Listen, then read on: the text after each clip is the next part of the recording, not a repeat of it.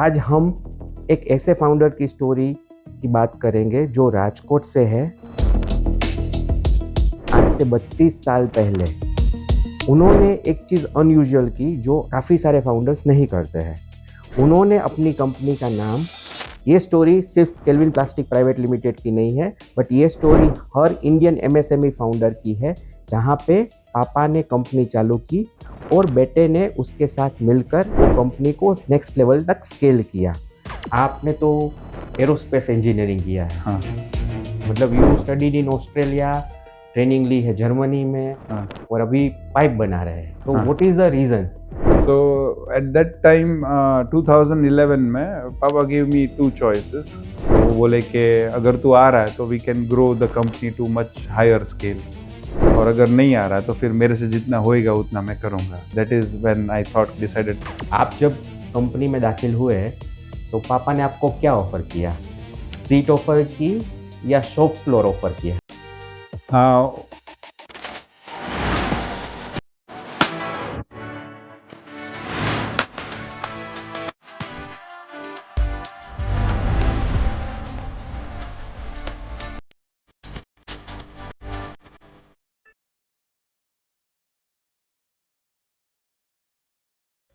Hey folks, welcome to Insight with Aniruddh. आज हम एक ऐसे फाउंडर की स्टोरी की बात करेंगे जो राजकोट से है, जिन्होंने आज से 32 साल पहले विपिन डढाणिया नाम के एक राजकोट के फाउंडर ने केल्विन प्लास्टिक के नाम से एक कंपनी चालू की। उन्होंने एक चीज़ अनयूजुअल की जो आज काफ़ी सारे फाउंडर्स नहीं करते हैं। उन्होंने अपनी कंपनी का नाम अपने 6 साल के बेटे के नाम पे से रखा, और आज 32 साल के बाद वो कंपनी, वो और उनका बेटा जो एक एरोस्पेस इंजीनियर है, साथ में चला रहे हैं, और उन्होंने आज पाइपिंग की दुनिया में एक लीडिंग कंपनी बना दी है। ये स्टोरी सिर्फ केल्विन प्लास्टिक प्राइवेट लिमिटेड की नहीं है, बट ये स्टोरी हर इंडियन एमएसएमई फाउंडर की है, जहाँ पे पापा ने कंपनी चालू की और बेटे ने उसके साथ मिलकर वो कंपनी को नेक्स्ट लेवल तक स्केल किया। So today we are going to meet Kelvin Dadania, Director of Kelvin Plastic Private Limited. Hi Kelvin, how are you? एकदम fine. Thank you for having me on your podcast. Yeah, welcome to the show. Thank you. अच्छा kelvin, directly factory से आए क्या? हाँ. अभी कहाँ पे है नया सेटअप? अभी हम लोग राजकोट से 25 किलोमीटर दूर भुनावा गांव पे हाईवे पे है हमारी फैक्ट्री. अच्छा, तो जो बिपिन सर ने जो फैक्ट्री शुरू की थी वो 1983 में, वो कहाँ से की थी? बिपिन सर ने जब 1983 में फैक्ट्री शुरू की थी तो बिपिन सर की journey started from Jamjodhpur to Rajkot. मेरे ग्रैंडफादर को एक किराना की दुकान थी, and he used to sell the groceries और to local people over there. And Papa shifted to Rajkot in 1983, and with हमारे relatives और पापा के ब्रदर इन लॉ की मदद से उन्होंने पाइप का बिजनेस स्टार्ट किया. एंड एग्रीकल्चर में जो खेत में यूज़ होने वाले उस टाइम पे ले फ्लैट होजेस जो बनते थे वो बनाना शुरू किया था. एंड पापा ने वो सारे pipes he was making out of recycled plastics eight that time. तो 1983 में रिसाइकल प्लास्टिक पे वो काम करते थे? यस. तो अंकल ने कुछ इंजीनियरिंग पढ़े हुए हैं क्या?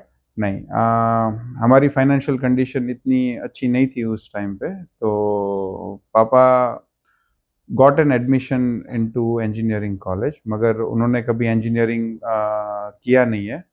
मगर पापा की मेहनत से पापा ने मेरे अंकल को भी सीए बनाया और मुझे भी इंजीनियर और मेरी सिस्टर को डॉक्टर बनाया. अच्छा, तो 1983 में जब बिपिन सर ने फैक्ट्री चालू की तो तभी उनका वो फैक्ट्री का क्या नाम था और कहाँ पे थी वो फैक्ट्री? ओके, वो फैक्ट्री पापा ने स्टार्ट किया था आजी जीआईडीसी में. एंड उस टाइम पे कंपनी का नाम था ब्राइट रिप्रोसेस इंडस्ट्रीज करके. एंड ओवर अ टाइम फिर ब्राइट रिप्रोसेस इंडस्ट्रीज़ में ही हमने उधर ही एक्सपांशन किया. पापा वॉज दिन में वो मटेरियल भी परचेस करते थे और जो पाइप बने हुए थे वो दिन में बेचने का, एंड कलेक्शन भी वही खुद करते थे और मैन्युफैक्चरिंग भी इवनिंग में, फिर रात को मैन्युफैक्चरिंग करते थे. तो he was whole and sole, एक ही बंदे से पूरा कंपनी चल रहा था उस टाइम पे. तो मतलब उन्होंने स्टार्टअप के हिसाब से कंपनी रन किया है. Correct correct. ही वॉज, जैसे आज की लैंग्वेज में अगर बात करें तो उन्होंने उस टाइम पे स्टार्टअप किया था, and that startup was funded by our relatives and it was guided by his brother in law. That's fantastic. हाँ. So 1994 hmm. from 1983 आप ऑलरेडी रिप्रोसेसिंग पाइप्स कर रहे थे. तो पाइप मैन्युफैक्चरिंग HDP वो आइडिया कहाँ से आया? तो 1983 से 1984 तक हम लोग रिसाइकल पाइप कर रहे थे, और 1994 में काफ़ी सारी डिमांड थी गुजरात में फॉर वाटर सप्लाई कनेक्शंस के लिए. वाटर सप्लाई की डिमांड ज़्यादातर थी और इरिगेशन में भी डिमांड थी. तो वो डिमांड को ध्यान में रखते हुए पापा इन्वेस्टेड इनटू पॉलीएथिलीन मशीन. और ऑन मार्च 9th 1994 में केल्विन प्लास्टिक वाज इनकॉर्पोरेटेड, और आज एग्जैक्टली 32 इयर्स 2 मंथ्स हुए है कंपनी को. एंड उस टाइम पे जब पापा ने स्टार्ट किया था तो 50 kgs पर आवर की मशीन थी, एंड 20 mm से 50 mm तक के साइजेस बना रहे थे पाइप्स. एंड वो सप्लाई अभी वो एग्रीकल्चर यूज़ के लिए वो इनिशियली जब स्टार्ट किया तब वो कर रहे थे इन 1994. 1994 में आपने केल्विन प्लास्टिक चालू किया. पापा ने केल्विन प्लास्टिक हाँ, स्टार्ट मतलब- किया शापर में. यस. तो वो केल्विन प्लास्टिक नाम कहाँ से आया? आई थिंक वो तो मेरे मेरे नाम से ही उन्होंने लिया है, मगर मेरा नाम आज आप देखोगे तो मेरा, हमारे फैमिली में मेरा और मेरी सिस्टर का नाम, दो ही नाम ऐसे है जो इंग्लिश नेम्स है. एंड आई थिंक किसी ने पापा को और मम्मी को सजेस्ट किया था कि ये नाम, ऐसे नाम रखो तो अच्छा है. तो उनको पसंद आ गए, तो हम दोनों के नाम उन्होंने केल्विन और फ्रेनी रख दिया है. अच्छा, तो मतलब आप ही के नाम से केल्विन प्लास्टिक Yes. चालू हुआ है. यस. सो 1994 आपने HDP पाइप्स बनाना चालू किया, एंड वो फैक्ट्री थी आपकी आजी में से शिफ्ट होके छापर वेरावल में. यस.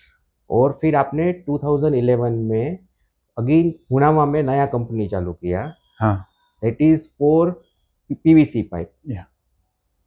सो ये फिर से पाइवोट क्यों किया?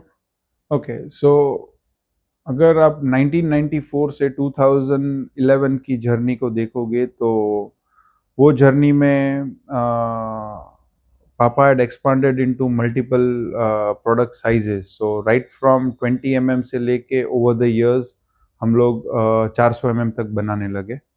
और 4 मशीन और ऐड कर दिया पापा ने उसी फैक्ट्री प्रीमाइसेस में. फिर वंडरफुल. उधर थोड़ी जगह की भी शॉर्टेज थी और नया एक्सपांशन भी करना था into PVC, rigid PVC and stuff, other products में. तो फिर पापा ने सोचा कि अभी नई प्रॉपर्टी लेके एक पूरा कंस्ट्रक्शन करके एकदम वर्ल्ड क्लास सेटअप करे पाइप इंडस्ट्री में. तो जब आपने शुरू में ये जो 1994 में एक्सपेंशन चालू किया, तो उस टाइम पे सबसे बड़ा कस्टमर कौन था? 1994 में, और वो जो HDP का प्लांट था उसमें सबसे बड़े customer was the government water supply body, जो GWSSB, Gujarat water supply body, was the biggest customer at that time. अच्छा, तो 2011 मतलब आपने तो एरोस्पेस इंजीनियरिंग किया है. हाँ. आपने वोक्सवैगन में ट्रेनिंग ली हुई है. इंटर्नशिप किया था. यस. हाँ, मतलब you studied in Australia, training ली है जर्मनी में, हाँ. और अभी पाइप बना रहे हैं. हाँ. और वो आपकी कंपनी में आप फिर आ गए, तो हाँ. What is the reason? So at that time, 2011 में पापा gave me two choices कि either मैं वहीं पे ऑस्ट्रेलिया में रुक जाऊँ and I work somewhere with the aerospace industry or some engineering company. और ये एक ऑप्शन था, और दूसरा ऑप्शन था कि अभी ही वाज लाइक कि अभी ये एक्सपेंशन किया है तो he needed more hands in the company. तो वो बोले कि अगर तू आ रहा है तो we can grow the company to much higher scale, और अगर नहीं आ रहा है तो फिर मेरे से जितना होएगा उतना मैं करूँगा, sort of a thing. And that emotionally touch me कि भाई अभी इतनी साल की, फ्रॉम 1983 टू 2011 तक की पापा की मेहनत को ऐसे ही थोड़ी ना वेस्ट होने देंगे। तो that is when I thought कि I decided that I will come back, मैं वापस राजकोट आके I will join the family business. तो एक था इमोशनल बॉन्डिंग हाँ। विद द फैमिली, और दूसरा था केल्विन पाइप्स, मतलब हाँ। जो नाम कंपनी भी का मेरे नाम। नाम पे था और कंपनी भी मेरे नाम। So that two things attracted you to join the family business. Yes. अच्छा, तो आप जब कंपनी में दाखिल हुए तो पापा ने आपको क्या ऑफर किया? सीट ऑफर की या शॉप फ्लोर ऑफर किया? जब मैंने ज्वाइन किया 2012-13 में, तो मैंने स्टार्ट किया था नीचे फ्लोर से ही मैंने स्टार्ट किया था। एंड मैं ऑफिस में तो बैठता ही नहीं था, सुबह आके शाम तक मैं नीचे फ्लोर पे ही रहता था उस टाइम पे। 2 साल तो मेरी ऑफिस नीचे फ्लोर पे ही थी, मैं नीचे ही टेबल पे बैठता था फ्लोर पे। सो मतलब आपने ग्राउंड लेवल से काम चालू Yes. किया। हाँ। तो आप जब ग्राउंड लेवल से वर्क किया तो आपको क्या क्या चैलेंजेस आई? सिंस ये फैमिली बिजनेस है, so there is always from the first generation entrepreneur से ये सेकंड जनरेशन एंटरप्रेन्योर में जब शिफ्ट हो रहा है, तो the major challenges that I faced, मैंने जो फेस किया था, वो पहला तो था कि लोगों में मेरा एक्सेप्टेंस। ट्रू। कि आज इतने साल उन्होंने 10 साल, 5 साल, 15 साल से कोई कोई टीम मेंबर्स थे जो पापा के साथ काम किया है, और आज मैं आ रहा हूँ, तो वो मैं मैं कुछ फीडबैक दूँ या मैं कुछ बताऊँ कि अभी इसको ऐसे करेंगे या ऐसे ट्राई करते हैं, क्योंकि लोग मेरे से ज़्यादा एक्सपीरियंस थे फ्लोर पे तो। एग्जैक्टली। मगर मेरे पास तो सिर्फ आइडियाज़ ही होते हैं, एज़ वो जो छोटे बच्चे की तरह मैं तो बस ऐसे ही, मैं बोलो वाइल्ड थॉट्स आप बोल सकते हो कि ऐसा ट्राई करेंगे तो क्या होएगा? भले फिर मैंने तो ट्राई नहीं किया, उन्होंने पहले ट्राई भी किया होता है शायद।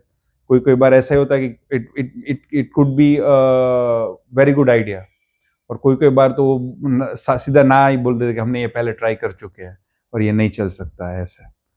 मगर वो जो एक्सेप्टेंस लाना था कि आई यूज्ड टू, मैं जो फीडबैक दे रहा हूँ या फिर मैं कुछ पूछ रहा हूँ, और वो एक्सेप्टेंस लाना दैट मैं भी उतना ही, you can come to me और यू कैन अप्रोच मी, कि आप मेरे से, मैं कुछ कहूँ और आप करो ट्राई, या फिर मैं वो आप कुछ कहो और मैं सुनूं। तो that bonding had to be created first, वो बॉन्डिंग पहले बनाना पड़ रहा था मेरे को, क्योंकि मैंने मेरा ग्रेजुएशन खत्म करके I joined, and this guys, the team, current team which पापा had was working with them for almost 10-15 years। तो वो एक bigger one of the major hurdle था कि लोगों को अपना बनाना। सेकंड वाज कि मेरे को प्रोडक्ट समझना था कि आज कौन सा रॉ मटेरियल यूज़ करने का, क्या उसकी केमिकल प्रॉपर्टीज़ है, क्या उसका फिजिकल स्ट्रक्चर कैसा है, क्या मिक्स करने से क्या होता है इन पीवीसी स्पेशली, क्या प्रोपोर्शनेट में मिक्स करना चाहिए, क्या रेशियोज़ में वो जाएगा, कितने टेम्परेचर पे प्रोसेस करने का, टेम्परेचर बढ़ेगा तो क्या होएगा, कम होएगा तो क्या होएगा, इसकी कोई भी पाइप या फिटिंग का उसका टेस्टिंग कैसे किया जाता है, वो सारी चीज़ मेरे को लर्न ही करने का था, और आज भी सीख ही रहा हूँ। लर्निंग कभी रुका नहीं है अभी तक। तो वो एक सेकंड चैलेंज वाज के कंप्लीटली लर्निंग इनटू वो न्यू प्रोडक्ट्स ही लर्न करना था मेरे लिए। तो आपको मेजर दो चैलेंजेस आई, एक था पीपल एक्सेप्टेंस, हाँ। जो आपने ग्राउंड पे जाके क्लियर किया। हाँ। मतलब you been with the people on the shop floor for next 2 years 3 years period. हाँ। आपने लीड बाय एग्जांपल बिजनेस को चलाया, Yeah. जिससे जो वहाँ आपके टीम मेंबर्स थे उनको भी एक्सेप्टेंस आया कि ये काम करने वाला पर्सन है, ये सिर्फ ऑर्डर करने वाला ओनर नहीं यस, है। यस, बिल्कुल। That is one thing. And secondly कि आपका टेक्निकल बैकग्राउंड तो था, भले ही हाँ। वो एरोस्पेस इंडस्ट्री में हाँ। था, but you are technically sound, हाँ। जिसकी वजह से even pipe industry, PVC is a completely different industry होने के बावजूद भी आप उसको easily over a period of time grasp कर पाए और हाँ। आपको पूरा बिजनेस समझ में आ गया। यस। तो मतलब वो जो 2-3 साल जो आपने शॉप फ्लोर पे काम किया, उसको आपको मल्टीफोल्ड बेनिफिट हुआ। हाँ, आज कंपनी में ऐसा कोई भी मशीन नहीं है जिसको मैं ऑपरेट ना कर पाऊँ। वो 2 साल में मैंने सीख लिया है अभी। तो मतलब कि आज कोई कस्टमर का ऑर्डर पड़ा हुआ है हाँ, और टीम अवेलेबल नहीं है, हाँ, तो आप मशीन खुद चालू करके, बिल्कुल, ऑपरेट करके डिलीवरी कर सकते हैं। बिल्कुल कर सकता हूँ। So that is a big thing, मतलब क्योंकि सच अ बिग मशीनरी होने के बावजूद भी अगर खुद अगर हम उसको ऑपरेट करके डिलीवर कर सकें, तो वो टीम के लिए भी एक एग्ज़ाम्पल हाँ, सेट हो जाता है। हाँ। दूसरा, टीम बिल्डिंग में आपको कौन-कौन सी चैलेंजेस आई? टीम बिल्डिंग में काफ़ी सारी चैलेंजेस आई क्योंकि आज जो नीचे का प्रोडक्शन का स्टाफ है और जो ऑफिस का स्टाफ है, it's a completely different approach that you require. अच्छा, कि आज जैसे हमारे हाथ में पांचों उंगलियां अलग अलग होती है, वैसे ही नीचे की टीम अलग होती है, ऊपर की टीम थोड़ी अलग होती है। उनको समझाने का तरीका, उसका अंडरस्टैंडिंग लेवल से लेके उसको समझाने, जो चीज़ ऊपर ऑफिस स्टाफ में आप कर सकते हो वो वही सेम चीज़ नीचे के प्रोडक्शन स्टाफ में आप इम्प्लीमेंट नहीं कर सकते हो। तो every time I had to be very dynamic कि नीचे क्या चलेगा। ऑलरेडी मैंने उनके साथ काम किया हुआ था नीचे की टीम के साथ, तो एक ऑब्जर्वेशन मेरा ऐसा है या फ्रॉम माय एक्सपीरियंस जो मैंने समझा है कि आज एटलीस्ट रिस्क टेकिंग एबिलिटीज है ना, जो नीचे की टीम प्रोडक्शन टीम होती है ना, उसमें ज्यादा रहती है। उसको आप बोलोगे कि ऐसा करना है तो एक बार ट्राई कर लेंगे, भले जो भी फिर रिजल्ट आए वो। ओके। और जो ऑफिस में बैठने वाली टीम होती है, भले आई एम नॉट सेइंग कि it is not the same, but that वो रेजिस्टेंस ज्यादा आता है कि सर इसको करेंगे तो ऐसे होएगा, ऐसे होएगा, ऐसे होएगा। मगर मैं बोला एक बार करके तो देख क्या होता है, फिर देखते हैं ना। थियोरेटिकल क्यों करो, एक बार प्रैक्टिकल करके देख लो क्या होता है। तो that risk taking, the production team is more risk taking, because वो एक बार बोल दिया तो वो करके देख लेंगे, फिर ऐसा बोलेंगे कि सर अभी ये नहीं हुआ है, इसको ऐसे करेंगे तो ठीक हो जाएगा। Okay. So it's a completely different approach. और काफी सारी, व्हाट आई बिलीव इज के business is more like your people and machine. True. तो पीपल भले फिर वो आपकी टीम हो, आपके कस्टमर्स हो, या आपके वेंडर्स हो, या इवन आपके पार्टनर्स या बिजनेस पार्टनर्स जो भी हो, और मशीन्स तो मशीन्स ही है। तो it is, if you understand और वो सिनर्जी अगर आ जाती है, then the growth is infinite. So what I understood from this conversion कि आपने दो चीज़ें की। एक तो डायनेमिक माइंडसेट अडॉप्ट किया। आपने समझा कि treatment for the shop floor team is different and treatment for office team is different. Correct. तो यू हैंडल बोथ सेपरेटली, मतलब डिफरेंटली। हाँ, एक वो चीज़ से आपको टीम बिल्डिंग में काफ़ी फायदा हुआ। हाँ, और दूसरा जो आपने किया कि आपने अलग तरह की चैलेंजेस टीम को दी और हाँ, उससे भी आपने टेस्ट किया कि कौन सी चीज़ें कहाँ पे चलेगी और कौन सी चीज़ें डिफरेंटली करनी पड़ेगी टू दोनों टीमों को साथ लेके जाने के लिए। बिल्कुल। जब आप ज्वाइन हुए तो कंपनी का एक विजन तो था ही, हाँ, तभी ये कंपनी यहाँ तक पहुंची थी। हाँ, मतलब तभी एक लेवल का डाइवर्सिफिकेशन हो चुका था।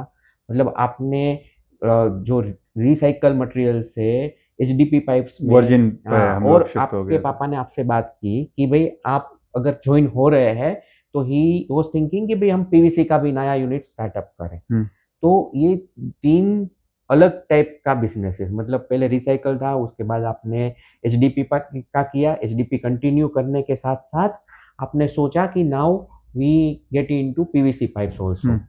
तो ये विज़न एक्सटेंशन कैसे हुआ और आपने उसको रिवर्क कैसे किया?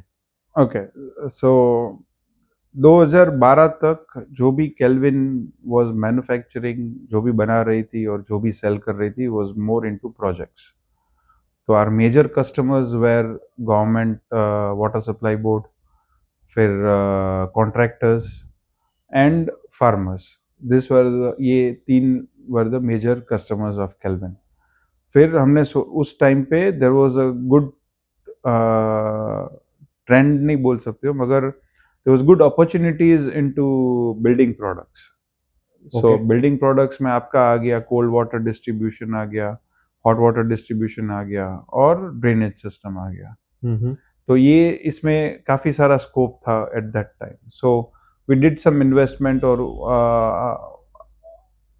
पापा ने मुझे ही बोला कि you take over this project and we started second vertical जो हमारा सेल्स का था कि रिटेल एंड डिस्ट्रीब्यूशन में हम लोग जाएंगे. सो डीलर डिस्ट्रीब्यूटर नेटवर्क सेटअप करके पूरा खड़ा करना था.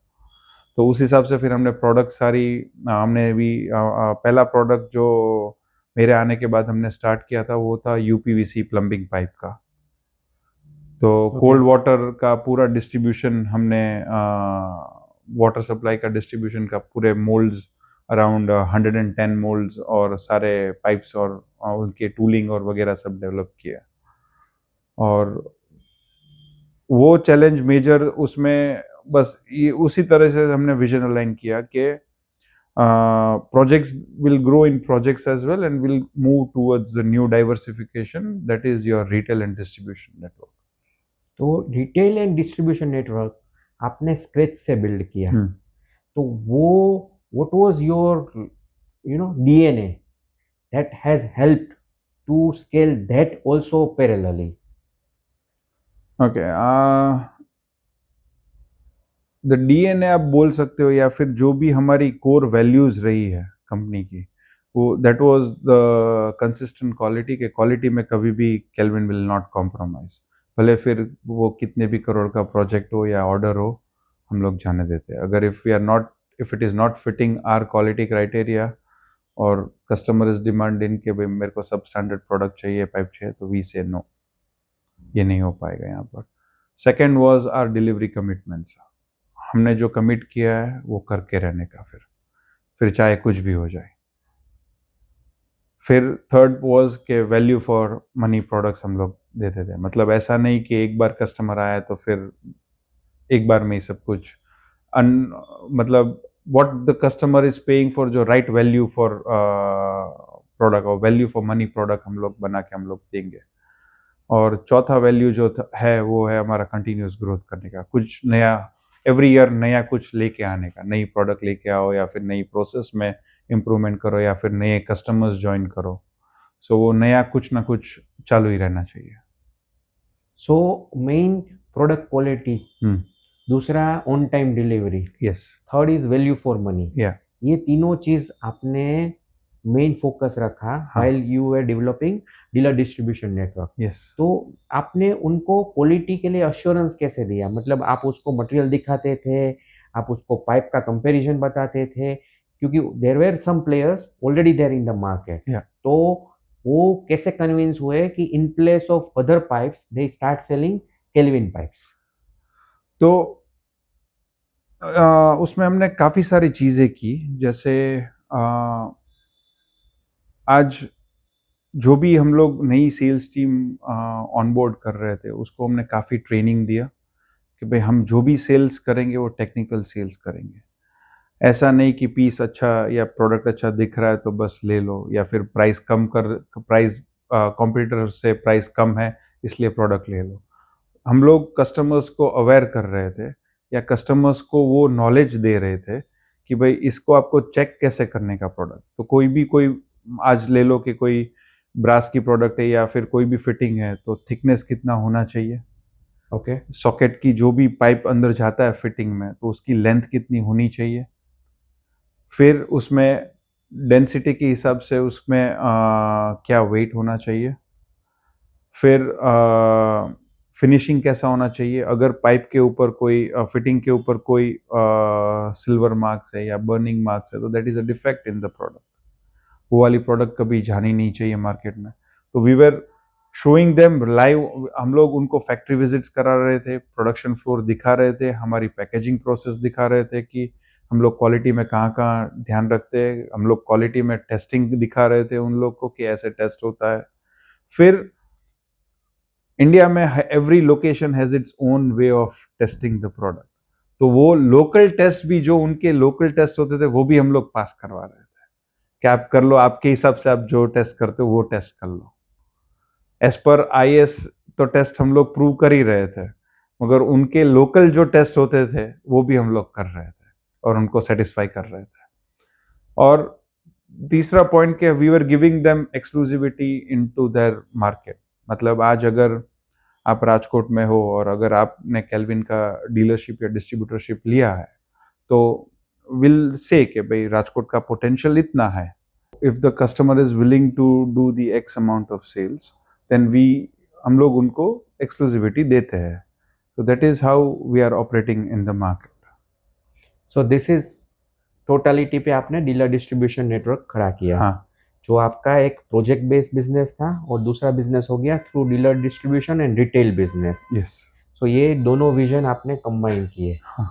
तो ये विजन और एग्जीक्यूशन में आपने जब कंपनी ज्वाइन किया, मेरा एक पर्सनल क्वेश्चन है, आपने कुछ ब्लंडर किए थे? ब्लंडर्स तो काफ़ी सारे किए हैं। अगर प्रोडक्शन की बात करें तो एक आध जब मैं प्रोडक्शन देख रहा था तब उस टाइम पे कुछ प्रोजेक्ट्स का ऑर्डर आया था और साइज तो बराबर निकल गया था, मगर प्रेशर क्लास में कुछ गलती हुआ था और वो सारी प्रोडक्ट्स को फिर स्क्रैप करना पड़ा। दैट वाज और उस टाइम पे डांट भी पड़ी थी पापा से, and the company had incurred some financial loss as well because वो पूरा प्रोडक्ट को स्क्रैप किया था। और सेल्स में भी आज कोई कोई जगह पे without doing a proper check on the customer काफ़ी सारी जगह पे क्रेडिट्स दे दिया था और वो पेमेंट डिले हुए थे या फिर कभी आए नहीं थे, वैसा भी हुआ है। तो वो सारी चीज़ पे थोड़ा जब अर्ली ऑन जब स्टार्ट किया था और जब मैं हैंडल कर रहा था तो उस टाइम पे कुछ प्रोसेसेस या वो पता नहीं होता था कि किसको देना चाहिए किसको नहीं देना चाहिए, that understanding level was not there. मगर अभी तो फिर प्रॉपर चेक करके या प्रॉपर वेरिफिकेशन करके we give the dealer distributorship to the customer. अच्छा, तो अभी आपने वो सब चीज जो ब्लंडर्स पास्ट में किए थे उसका चेकलिस्ट बना लिया। चेकलिस्ट और प्रोसेस एक स्टैंडर्डाइज कर दिया है अभी।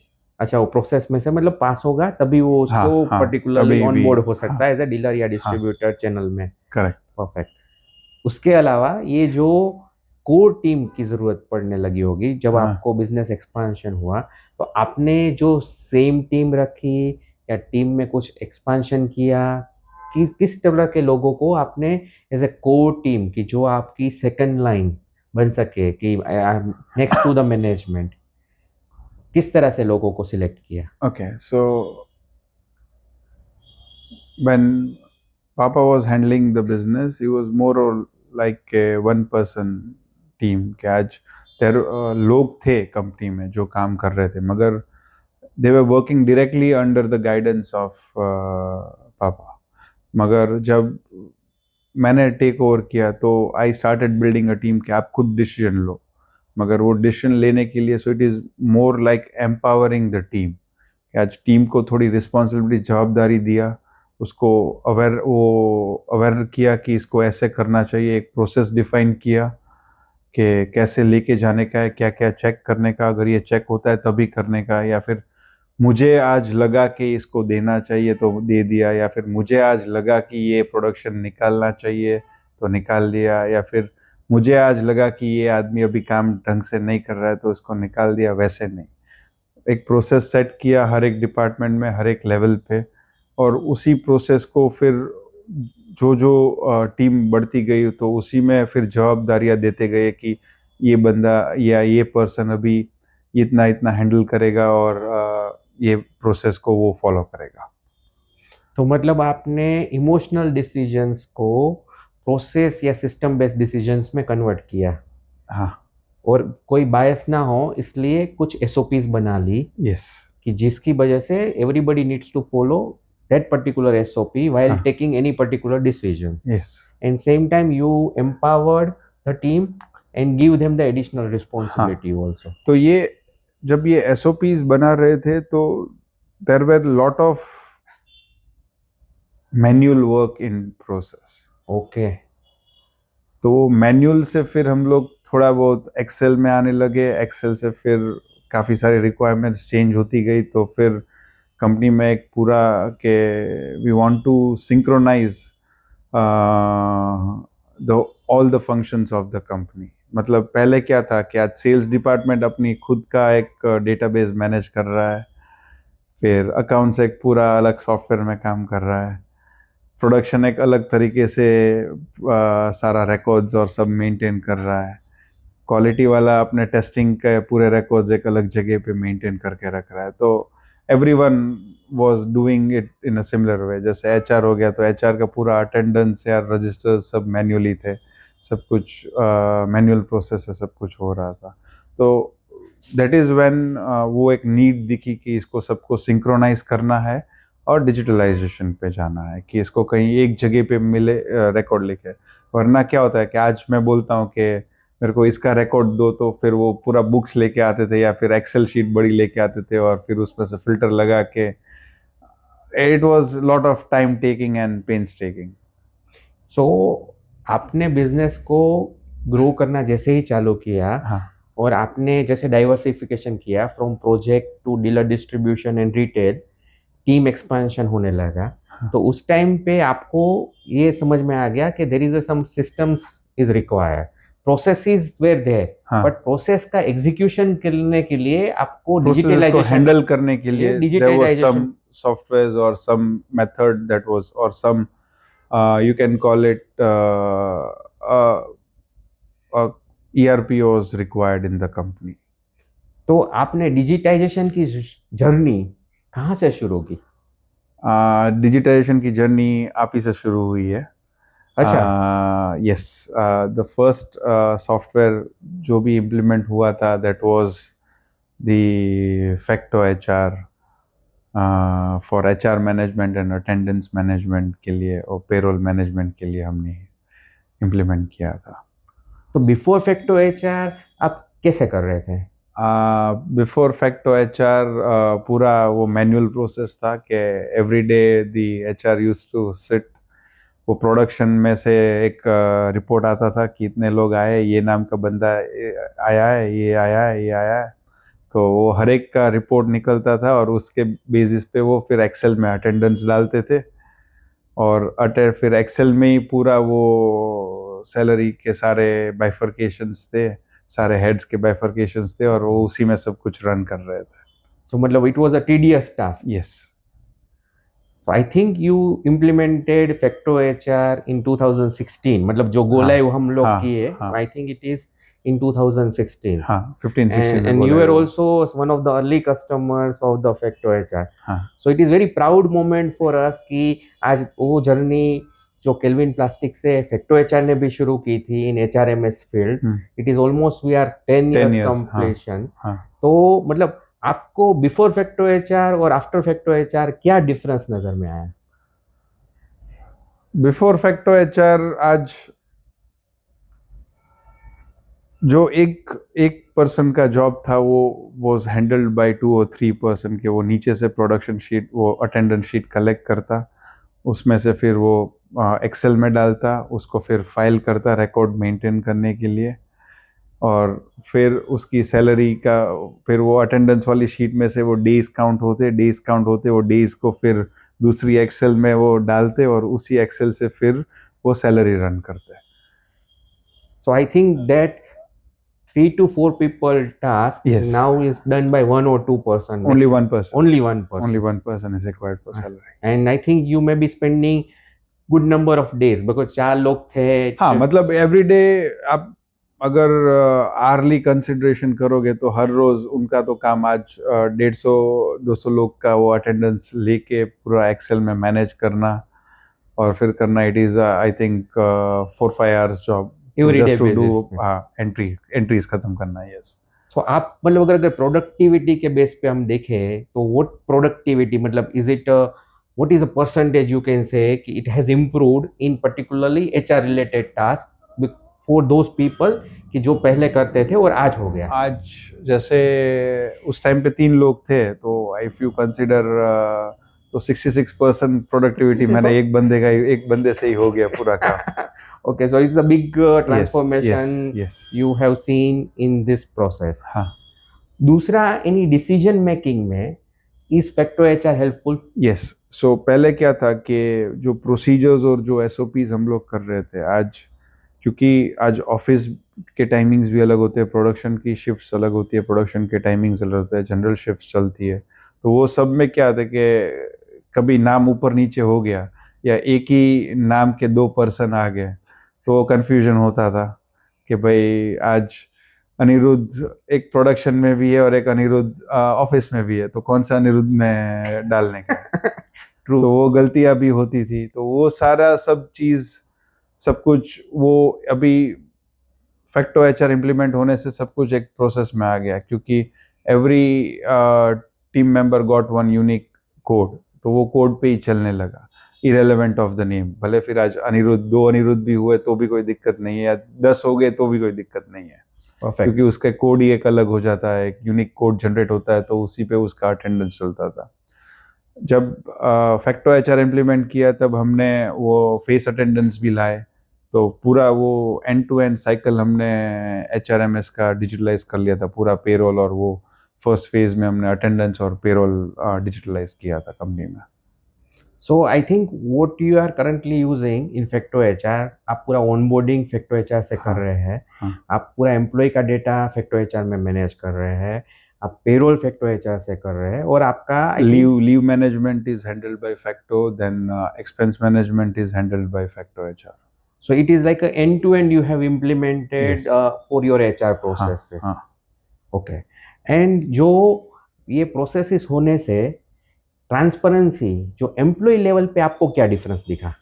मतलब पहले क्या होता था कि जब सैलरी करते थे तो लोग आते थे कि क्यों कम किया सैलरी, फिर वो उसको समझाने का कि ये 30 दिन का 30 पेपर्स निकालो और हर एक में जाओ, देखो तो कितने बजे आया, कितने बजे गया, कितने दिन का तेरा, कितने दिन तू आया है, अटेंडेंस तेरी देख बराबर है, कभी मिस हो गया नाम लिखना, तो वो सब there was lot to and fros बहुत होता था कि ये आपने गलत किया है, या फिर जेन्युइनली मिस्टेक नहीं करना चाहता है एचआर वाला, मगर गलती से कहीं टाइपिंग एरर हो गया कि भाई आज 26 की जगह 25 हो गया, 24 डेज हो गया, तो वो 2 दिन का सैलरी कट हो गया, तो वो सारे इश्यूज होते हैं। मगर विद द हेल्प ऑफ ये डिजिटलाइजेशन, तो चेक इन चेकआउट भी ऑनलाइन ही हो गया और वो टाइम स्टैम्प के साथ होने लगा, तो उसमें फिर वो सारी एरर्स ही निकल गई, और एम्प्लॉयज को ही हमने दे दिया कि भाई देख ले तू कितने बजे आया था, कितने बजे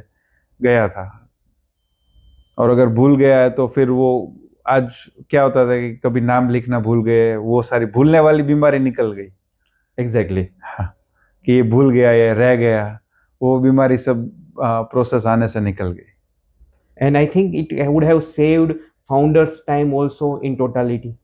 founders time as well as जो एचआर मैनेजर था उनका भी टाइम बचा है, क्योंकि आज एक डॉक्यूमेंट अप्रूव हुआ कि भाई इतनी सैलरी करने की है टोटल कंपनी में, तो एक बार साइन हो गया, फिर वापस उसको रिवीजन आने के वापस फिर अगर मेरे पास आता तो फिर मैं उसको 10 क्वेश्चन पूछूंगा भाई क्यों हुआ, at least as a management I have to go till the root cause के क्यों हो रहा है। So it has helped in totality bringing the transparency in total through this digitalization. Yes. Okay.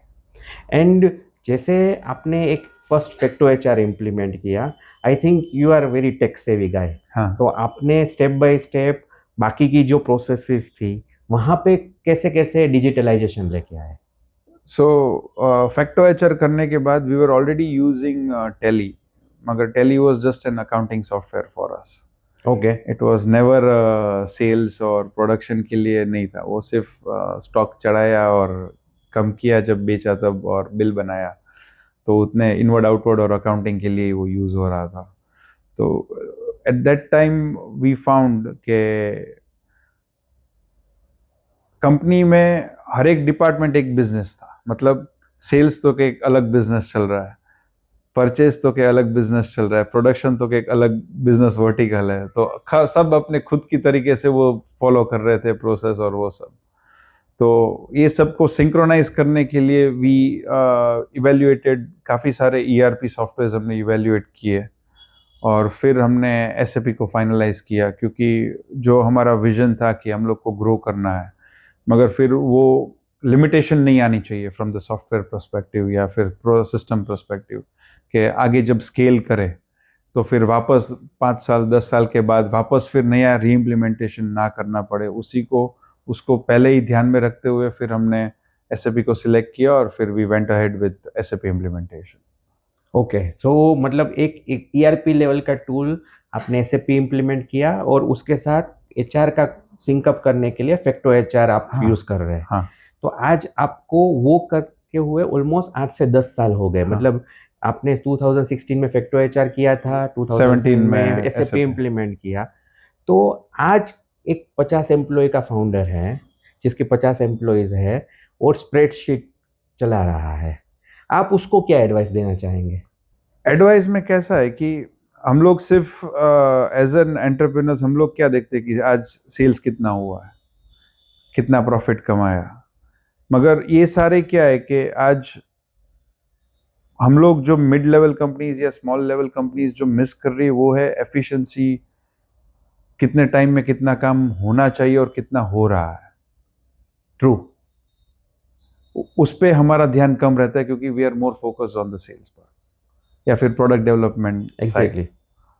तो फिर एक एक टाइम आता है कि फिर हम लोग को ऐसा लगता है कि ग्रोथ नहीं हो रहा है, ग्रोथ नहीं हो रहा है, मगर ग्रोथ हो रहा है।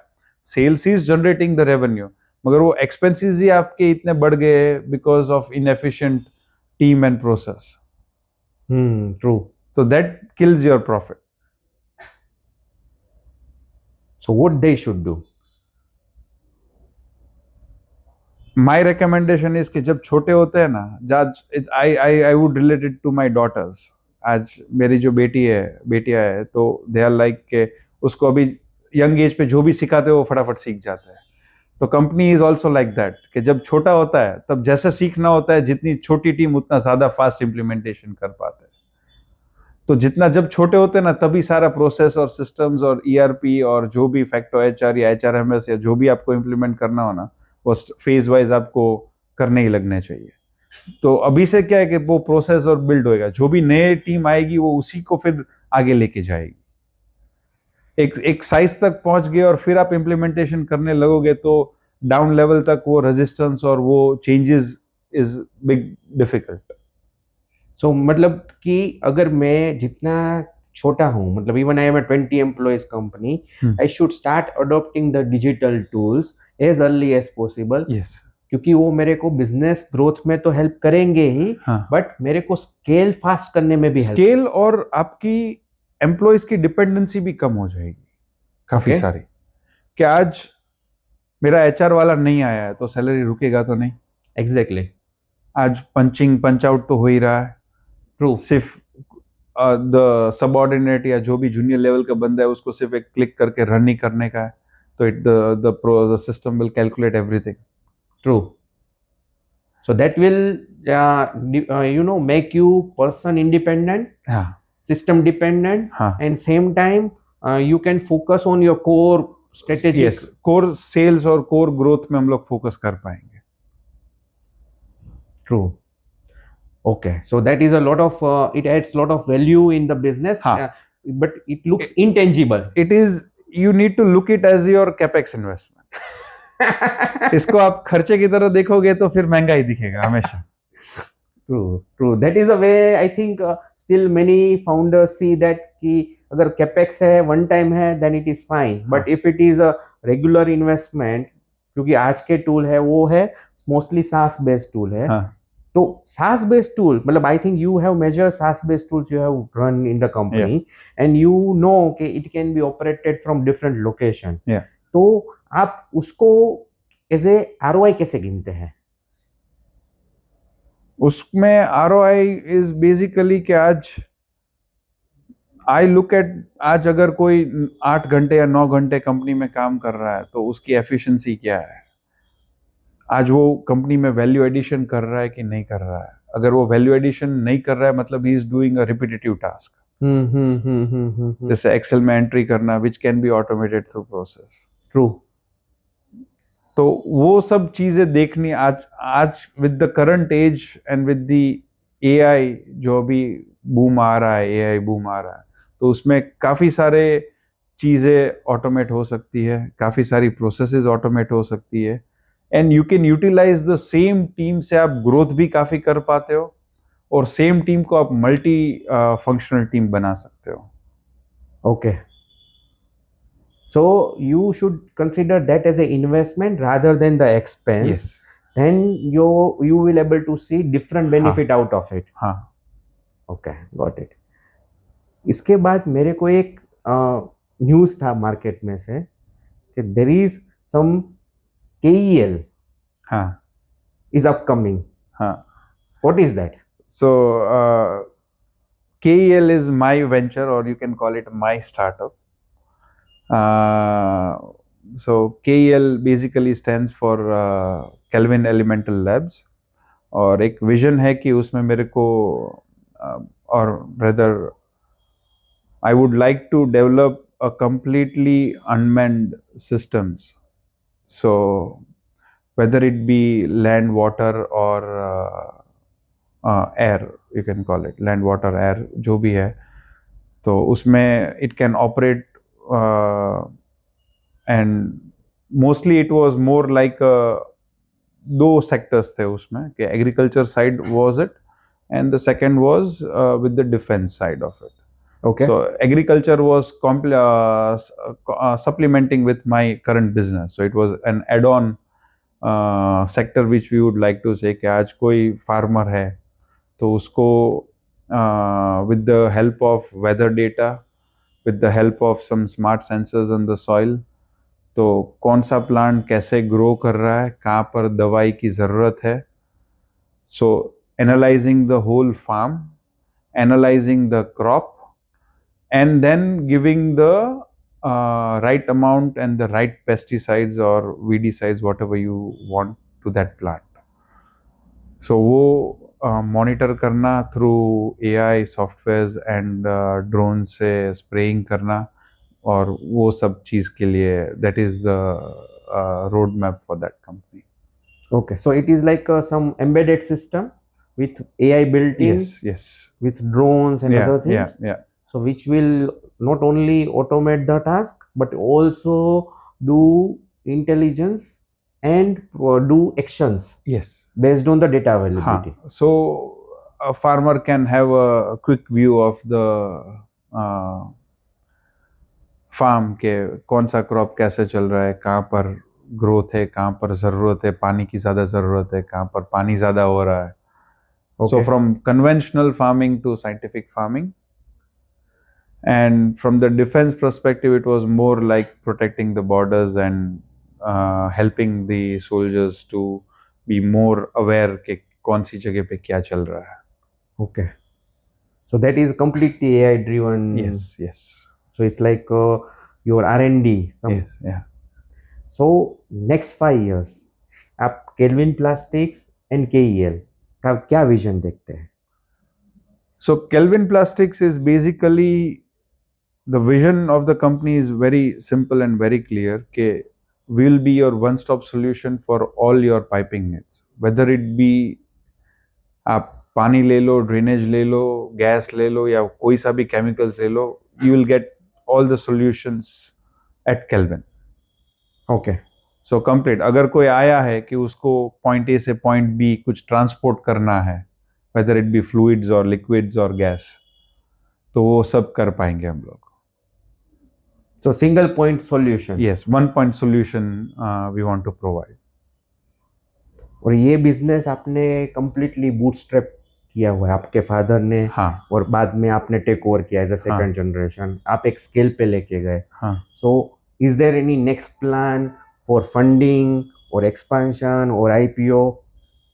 फिलहाल तो अभी कुछ प्लानिंग तो ऐसा नहीं किया है, because it's a family decision. So my father is also involved, and my uncle, being a CA, is also involved in the decisions of the business. And फिलहाल अभी कोई प्लानिंग नहीं है IPO या फंडिंग या कुछ का, कुछ we have not thought on that direction. But we are expanding slowly. Okay. We have last year, it's been 1 year now that we have a plant in Jaipur as well. Okay.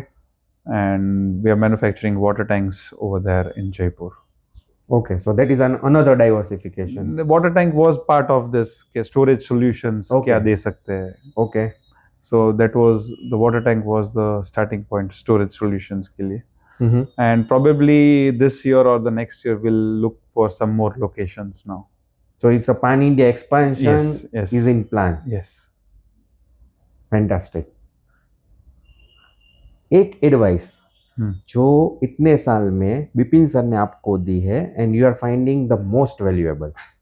एक advice तो नहीं है मगर काफी सारी advices है कि जो हमारी कोर वैल्यूज कंपनी की कोर वैल्यूज पापा ने फिक्स किया है कि क्वालिटी में consistent quality, never compromise on the quality, delivery commitment, value for money and continuous growth. तो ये 4 वैल्यूज से हम लोग कभी नहीं हिलेंगे.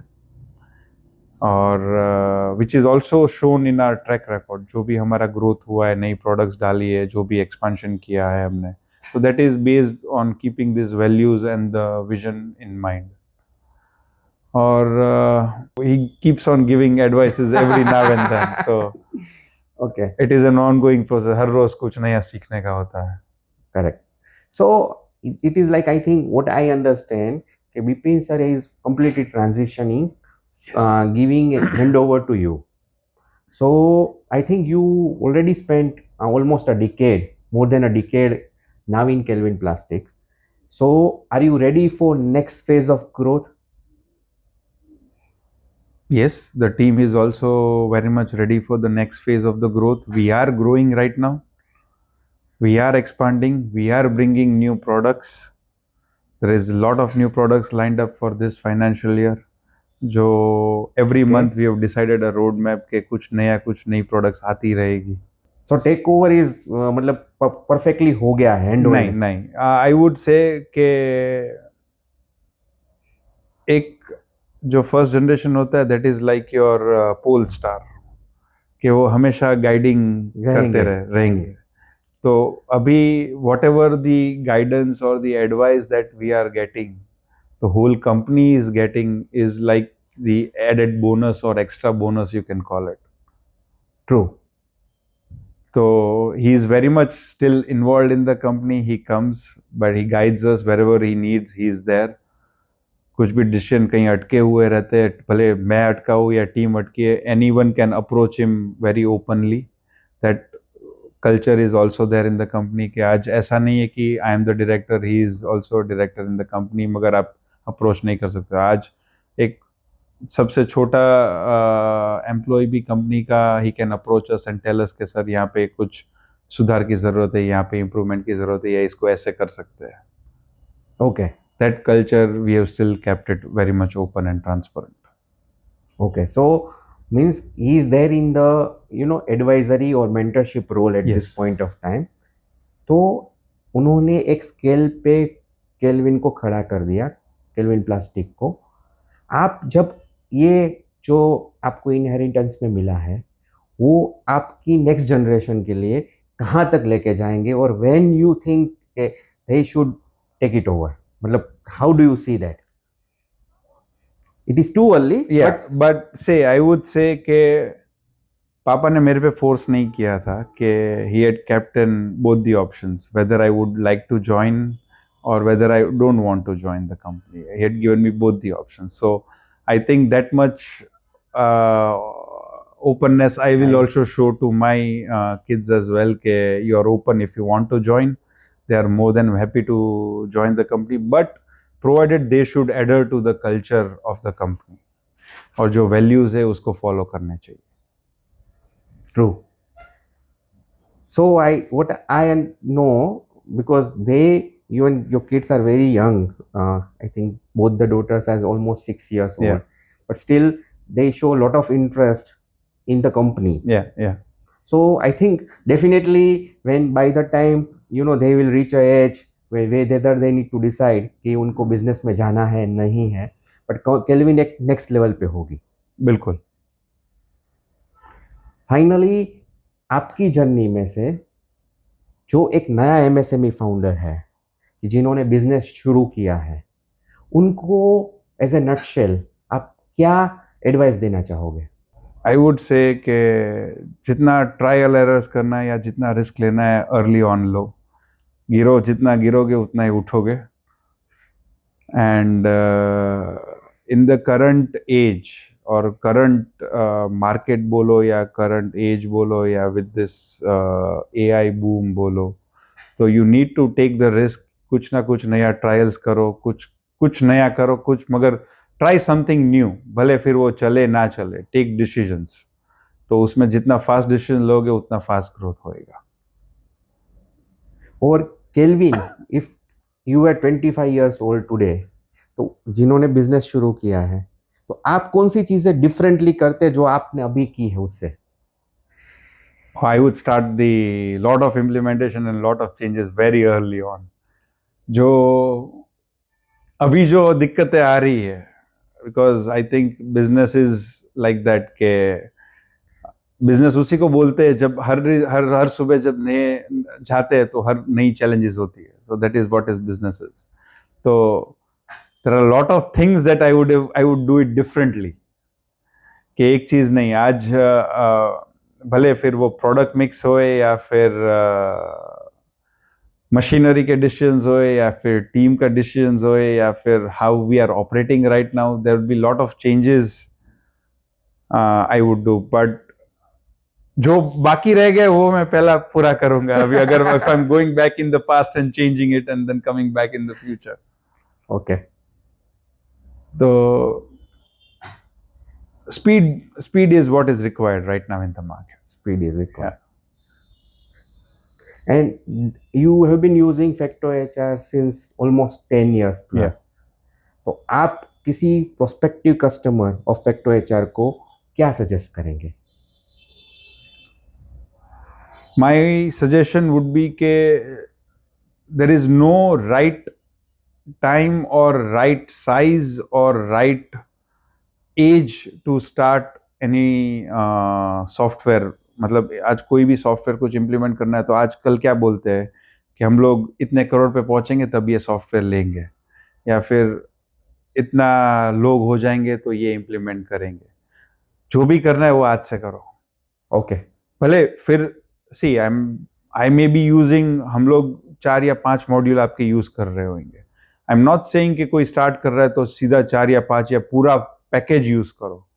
Start using 1 module, see the benefit. जो भी बेनिफिट हो रहा है वो देखो और फिर आगे बढ़ो. But you should start something. या.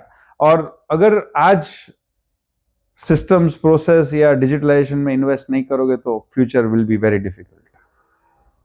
So that is a red flag. Yes, it is very difficult because आज सबको उंगलियों पे चाहिए. आज it is more of your mobile based computing and data. आज मेरा पूरा बिजनेस मोबाइल से ऑपरेट हो रहा है तो फिर मेरे को हैंड रिटन या एक्सेल में क्यों जाना पड़ रहा है. ट्रू.